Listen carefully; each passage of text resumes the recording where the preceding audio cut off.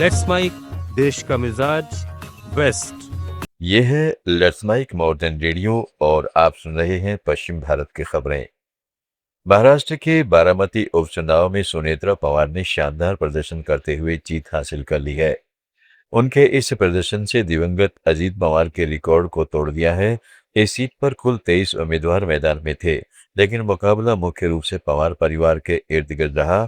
वहीं महाराष्ट्र की राहुरी सीट से बीजेपी के अक्षय कार्डिले ने 1,07,000 से ज्यादा वोटों से ही जीत हासिल की है।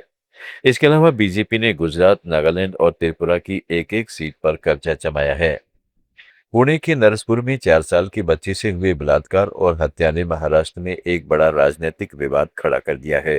विपक्षी दलों ने राज्य गृह विभाग पर पुलिस की लापरवाही और कानून व्यवस्था के पूरी तरह से चरमरा जाने का आरोप लगाते हुए तीखा हमला किया है। उन्होंने इस भयानक घटना की विशेष जांच टीम द्वारा जांच की मांग की है। महाराष्ट्र कांग्रेस विधायक दल के नेता विजय वेडेट्टीवार ने पुलिस के आचरण पर गंभीर सवाल उठाए। उन्होंने आरोप लगाया है कि आरोपी के आपराधिक रिकॉर्ड की जानकारी होने के बावजूद पुलिस ने यह जानकारी अदालत के समक्ष प्रस्तुत नहीं की। आज बीजेपी एक तरफ पश्चिमी बंगाल में जीत के जश्न मना रही है, तो दूसरी तरफ गुजरात में भी बीजेपी के लिए एक अच्छी खबर आ रही है।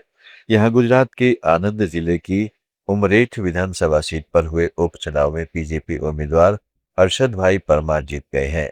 वहीं दूसरे नंबर पर कांग्रेस उम्मीदवार भृगुराज सिंह चौहान रहे। यह इलाका बीजेपी का गढ़ माना जाता है।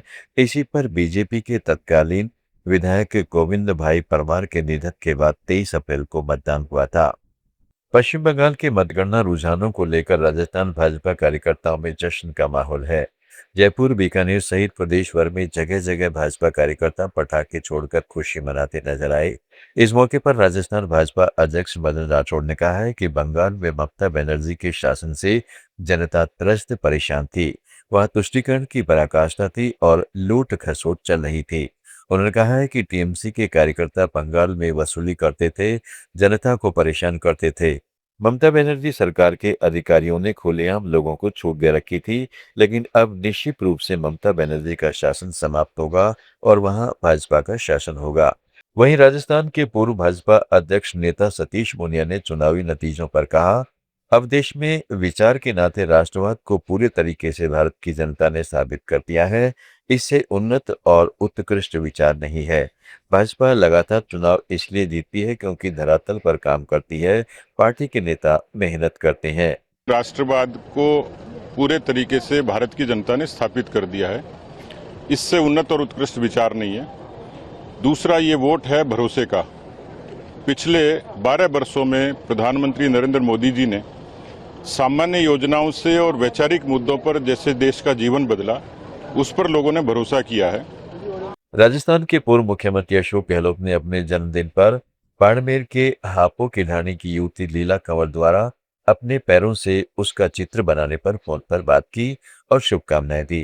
गहलोत ने कहा, वर्ष 2013 में एक बिजली हादसे में दोनों हाथ खराब होने के बावजूद लीला कंवर ने जिस हिम्मत और जिंदा दिली के साथ न केवल जीवन को स्वीकार किया बल्कि अपनी शिक्षा भी पूरी की, वह सचमुच प्रेरणादायक है। धन्यवाद, शुक्रिया, अच्छा लगा मुझे। तूने बेटे अपने पैर से बनाई, पैर से, हाथ से है नहीं।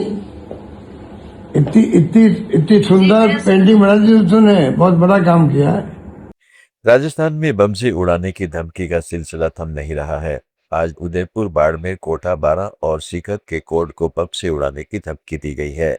कोर्ट परिसरों को खाली करवाया गया। वहीं भारत पाकिस्तान बॉर्डर से सटे बाड़मेर में भी जिला न्यायालय स्थित कोर्ट को बम से उड़ाने की धमकी मिली, जिसके बाद पुलिस प्रशासन ने कोर्ट परिसर खाली करवा लिया।